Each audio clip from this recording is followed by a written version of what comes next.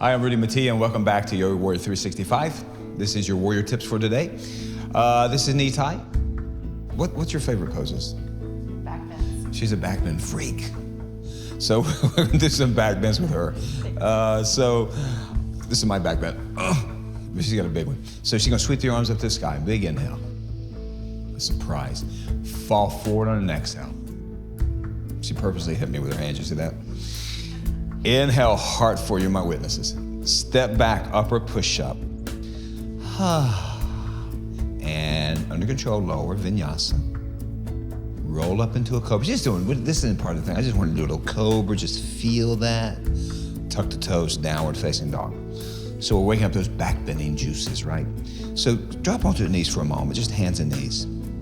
So we're gonna start you guys, and I'm gonna get down here with her. So we're gonna start you guys with a sunbird, and just move into a half back bend or a pull bow pose. So let's take the, for your sake, you can see it really well. She's gonna take the left leg behind her. Left leg. Now interesting, I want you guys to have a little boundary in this pull bow pose. I want you to keep this left hip turned down and neutral. Open that hip up like a pseudo half moon. You'll find a lot of this, right? Then when you start to back bend, you're all about this low back. So we're gonna close that hip. Extra or neutral rotation, almost internal rotation, inner thigh rolls up. So go ahead and take the right arm in front of you. That's that old sunbird we know so well. She's gonna bend the right knee, reach back with the right hand and grab the foot the best way you can.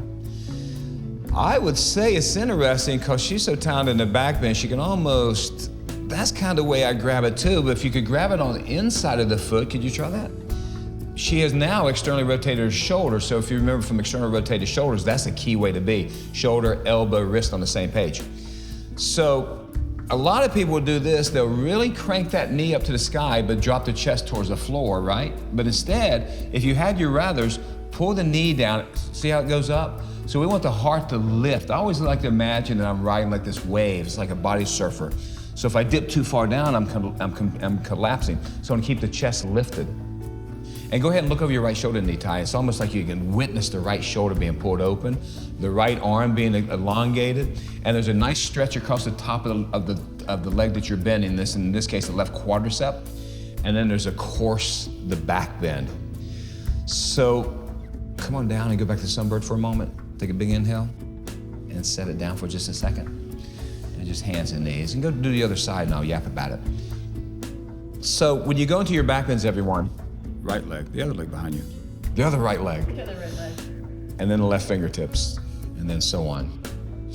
Grab the foot. She can grab the foot correctly. There's another tendency, you can see from this here, a tendency to fling that left knee out to the left. I try to keep that left hip. I imagine my right knee in line with the heel of my right hand. So I got this symmetrical thought, even though the pose turns a little asymmetrical as you open the left chest to the left. So as you move into the back bend, everybody, she has a nice neutral neck. You'll see some people jamming their head up to the sky. Just a nice neutral elongation through the crown of the head. And just the back bend, does that feel good? Just into the back bend, it feels really good. Don't worry about the flamboyancy of it. Just feel the feeling of it. Back bends are, and then come on back down. And let's drop onto the hands and knees for a moment. You can sit back on your feet. Back bends are really about exhilarating, open the chest, so it's kind of sweet. From there, let's go back in. Let's go, just lay on your belly. We'll just lay right on the belly. Now we're gonna do both legs at the same time, pull bow pose. And you had this in your back bending class. So here's of course the precarious place of the pose, low back. She's gonna bend her knees and reach back with both hands and grab the ankles. And now hold your horses. And again, just take your time coming in this pose. First thing I'm thinking about is flexing the feet so my legs have power. I'm thinking about pressing my toes towards the ceiling, but more importantly, I'm driving my shins towards the back wall. So shins towards the back wall, toes towards the sky secondarily, elbows are pulled straight, external rotated shoulders are pulled wide open, and then she just comes up into a back bend that's quite phenomenal. If you have low back issues, I'd keep my knees on the floor. She could actually lift the knees a little bit and really take it into a full bow. I'm going to ask her to back off a little bit because she's talented at back bend, so she's not warmed up, so even talented people can get hurt. And then release it down very, very slowly. Good. And just press back to go to cobra and then down dog. And then drop to your knees like I am, would be in hero. So that's kind of the back bend work, right? And I think ultimately it's experiential versus what I can tell you to feel and what to do.